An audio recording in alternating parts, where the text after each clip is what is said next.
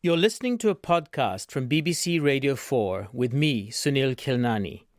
Welcome to Incarnations, the story of India told through the lives of 50 individuals from ancient to modern who've helped to make the world's biggest democracy what it is today. This is Birsa Munda. Have you been to Chalkad?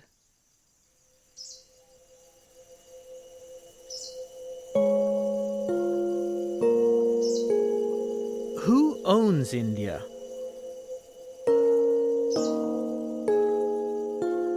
Who owns the forests and the rivers, the farmlands eyed by industrial corporates, the city slums coveted by real estate developers and airport authorities, the hills and plateaus desired by mining barons? In roughly a third of India, this is no idle question. Citizens, governments, and corporations are negotiating, often violently, over the answer. They'd come from right across this huge country, landless labourers and tribal people, looking for help from an often distant government. Police was forcing us, threatening us, officers were threatening us to leave. India's tribal belt, stretching across eastern and central parts of the country, is where many of these conflicts are unfolding. The communist government of West Bengal moved thousands of farmers off their land to make way for a giant car factory. The people in these areas are poor, but the natural resources are rich, and corporations and government want to claim them. It's as if the middle and upper classes and castes have seceded into outer space, and they look down and say, what's our bauxite doing in their mountains and what's our water doing in their rivers? The nationalists of the 20th century had a simple answer to who owned the land. Indians owned India, and certainly not the outsider British. But when the nationalists put together the jigsaw puzzle of diversities that resulted in independent India, some pieces got left out. Many of those pieces belong to the original inhabitants of the country, the tribals, now called the Adivasis. Scattered across the subcontinent, the Adivasis taken together matched in size the populations of Germany or of Vietnam. Their rights have been regularly overridden in the name of development and of the needs of other Indians, invariably those with more money. While Adivasi efforts to defend their lands date back centuries, most of the individual stories have vanished from historical memory. The life of one 19th century rebel, Birsa Munda, is an exception. Born in 1875 in Chota Nagpur, in what's today the eastern state of Jharkhand, he was dead by the age of 25. A firework of a life, but one whose embers still burn. His tribe, the Mundas, were part of a larger family of tribes known as Kols. Raised in a bamboo hut, the young Birsa herded sheep, played the flute, and learned the medicinal power of local plants. In adulthood, he was known first as a healer and ultimately as a defender of his people against the British, their Indian middlemen, and Christian missionaries. If you look at a map of India now, that's the writer and political activist Arundhati Roy. The mineral wealth, the Adivasi population and the forests are stacked up on top of each other. And obviously, the fact that Adivasis still exist is because people like Birsa Munda, did stage the beginnings of that battle against the takeover of the homeland. And obviously they lost a lot, but they still hold on to vast tracts of land. And that is under attack now.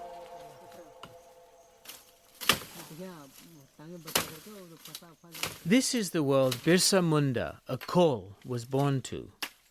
When the oppressor wants a horse, the Kol must pay. Does someone die in his house? He taxes them. Is there a marriage or puja? A tax. Is a child born? Is a son or daughter married? The poor Kol is still taxed. And this plundering, punishing, robbing system goes on till the coals run away. In the village of Chalkad, Birsa Munda stood out for his fair skin, his height, ultimately 5'4", tall by Munda standards, and for his liveliness. A report by German missionaries described his features laughing and restless, which told you the moment you looked at him that he was brimful of mischief and nonsense. They selected him for a Christian education at a mission school in another village, seeing him as promising convert material, an assumption they'd come to regret. After being expelled from missionary school for arguing with the priests, he returned home to Chalkad, living with a family from a Hindu weaver caste, and he came under the wing of a Vaishnav monk. There in Chalkad, he began practicing as a healer, a man with magic in his hands. Deep in the wild forest, who is clapping?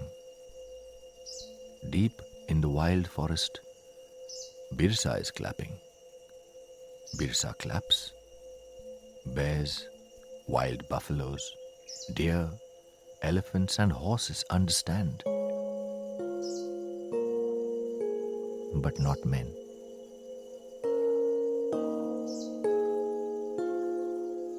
Soon, "Have you been to Chalkad?" became a greeting among locals.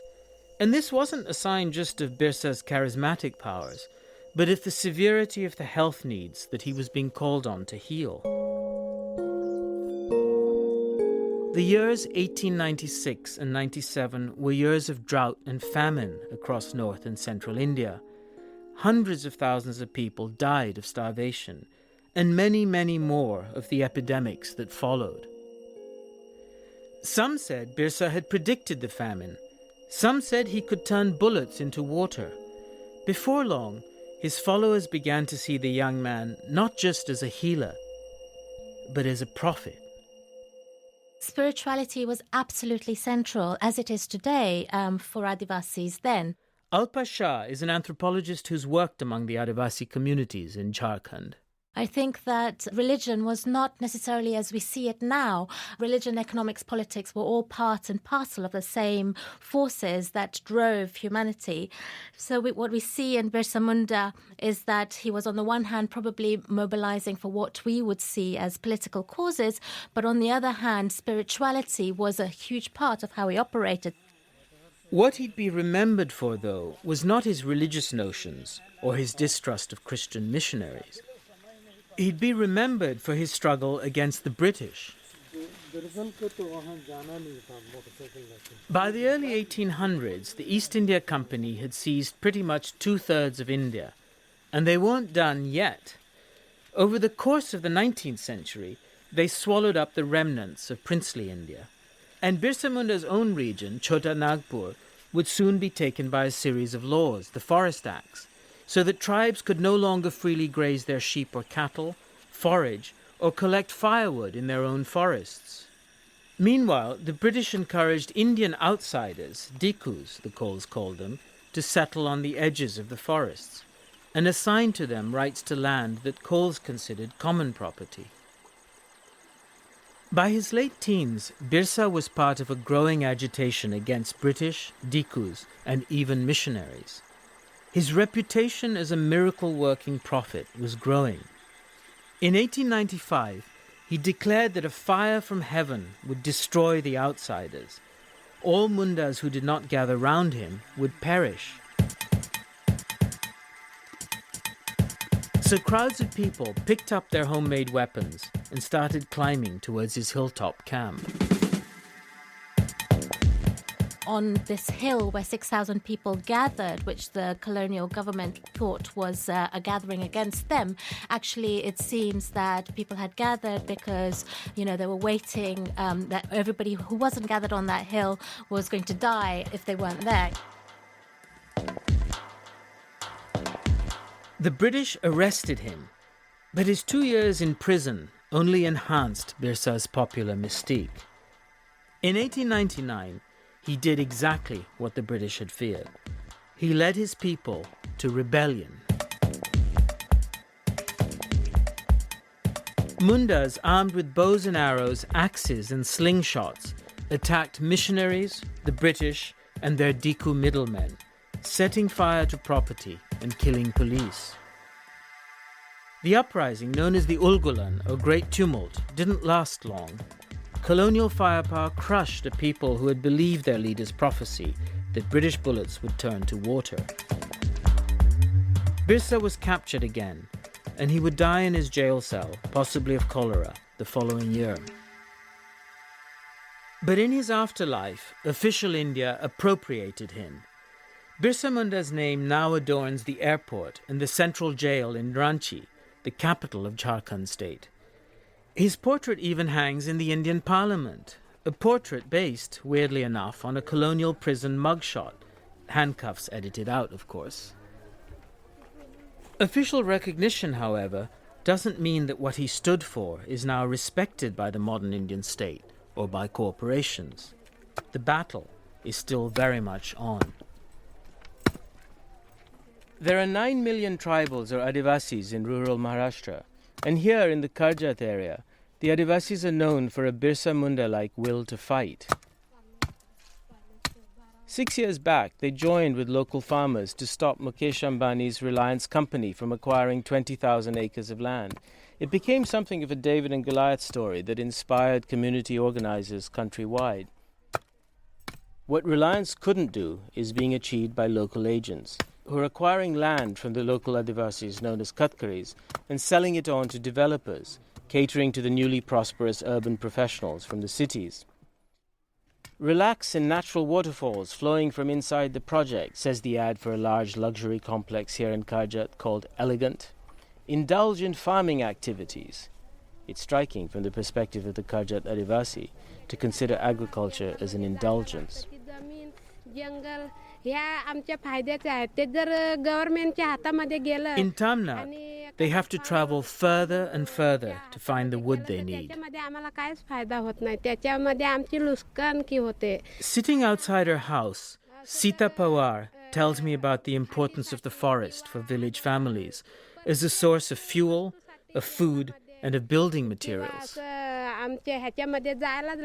If we lose the forest, she says, we lose everything. You know, the choice is not between completely primitive existence and this crazed modernity, but maybe there could be a more osmotic interaction, but it's always a brutal one. That search for livelihood and recognition, one goal of the young forest dweller Birsa Munda, is central to the contemporary struggle over who owns India.